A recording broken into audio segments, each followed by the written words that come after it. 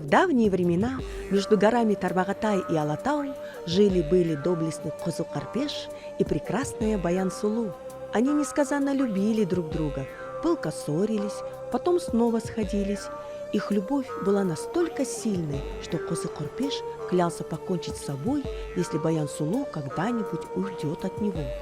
На первый взгляд, это прекрасная история любви, но давайте посмотрим на нее внимательнее.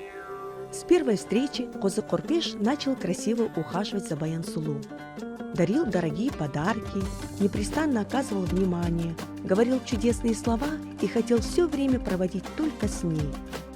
Уже через неделю он познакомил ее со своими родителями, а через месяц сделал красивое предложение, попросив ее руки. Часто такое стремительное развитие отношений может быть одним из признаков эмоционально-абьюзивных отношений. После свадьбы Козы-Корпеш стал еще больше заботиться о Баян-Сулу.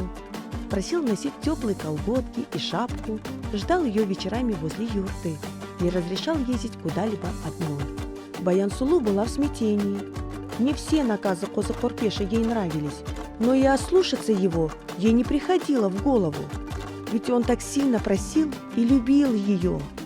Но все же не зря Баян-Сулу было не по себе. Удушливая забота может быть сигналом эмоционально нездоровых отношений. Ох, как же сильно Козы-Корпеш любил Баян-Сулу. Как же невыносима была для него мысль, что даже на секунду она может быть рядом с кем-то другим. Особенно он ненавидел других джигитов, ошивающихся вокруг прекрасной Баян-Сулу. Козы-Корпеш запрещал ей приближаться и говорить с ними, тем более оставаться наедине. Если такое случалось, то он требовал от своей возлюбленной назвать их имена. Ведь так дорога была ему Баян-Сулу. Не видел Козы-Корпеш прока и от подружек своей суженой. «Забивают тебе голову всякими глупостями», — говорил доблестный Батыр и запрещал Баян-Сулу встречаться с ними. Возможно, Козы-Корпеш просто очень ревнив. Но чрезмерная ревность и тотальный контроль тоже важный звоночек токсичных отношений. Чем дольше они были вместе, тем сложнее приходилось Баян-Сулу. «Один только я знаю, как будет правильно для моей прекрасной Баян-Сулу», – часто говорил Козы-Корпеш. С каждым днем ему все меньше и меньше приходилось по душе то, как ведет себя его суженая. Все она делала не так, и стал Козы-Корпеш говорить ей об этом вслух.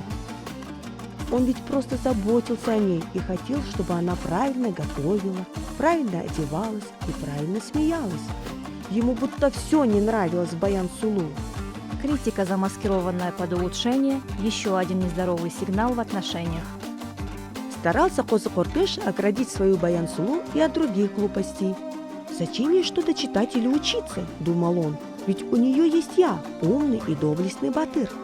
Я ей все подскажу, а дома и других дел полно». И не понимал Козы-Корпеш, зачем Баян-Сулу проводит время за пробежками и тренировками. «Есть же я, вот я ее и защищу», – возражал отважный джигит.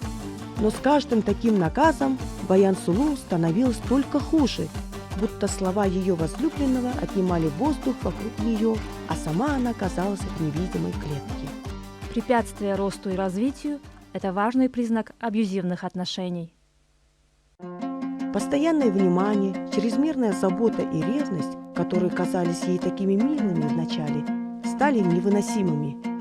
И вот в один день Баян-Сулу не выдержала и захотела уйти. И тогда Козы-Корпеш сказал, что не может жить без Баян-Сулу и покончить с собой, если она уйдет. На первый взгляд, отношения Козы-Корпеш и Баян-Сулу выглядят как большая и красивая история любви. Но это не так, ведь в по-настоящему любящих, здоровых отношениях нет места нарушению личных границ, социальной изоляции, контролю и запретам. Любовь – это не про то, насколько мы страдаем в отношениях, а про то, насколько мы в них счастливы. А про что ваши отношения?